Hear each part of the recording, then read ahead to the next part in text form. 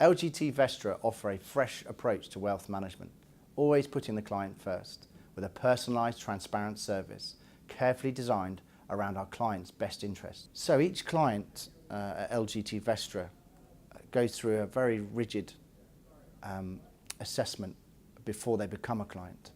And what's really important is we want to demonstrate that we absolutely understand the client's needs, we understand the client's risk parameters, and indeed we understand the complete profile of the client, even if we haven't got all the investable assets within LGT Vestra. In terms of the ongoing dialogue with an existing client, we make a point of meeting the clients at least once a year and updating the investment policy statement, which then takes into account any changes. I think one of the big dangers is that you sign a client up and you don't really go back and review their personal situation until, frankly, things may have changed quite substantially by the time you actually get around to hearing about it. So if a 55-year-old was asking us as to why they should sign up to have a face-to-face relationship over a robo-service, then I would ask them initially a few questions.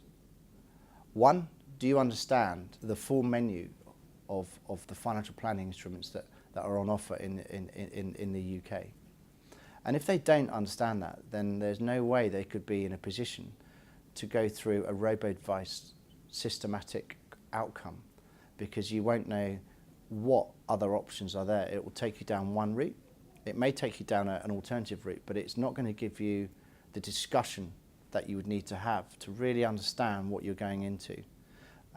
So I truly believe that at the age of 55, you're coming to a very critical point of your life where a lot of decisions to be made.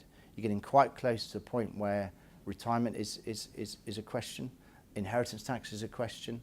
You may be looking to create some financial structure for your family, immediate family, and therefore there's too many questions to be asked to be able to rely on a robo-advice system.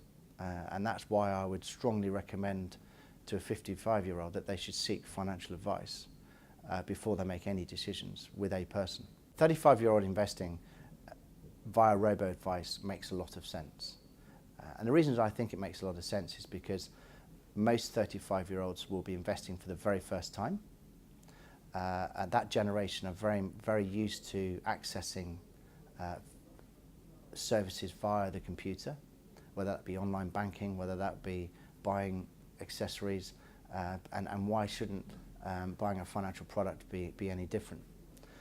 Buying an ISA for the first time is a good way of investing for the first time. And some of the other access points that you have, where it may be pension contributions, it may be a savings plan, and it just gets them familiar with investing at the very smaller end. Would I invest with a robo-advisor?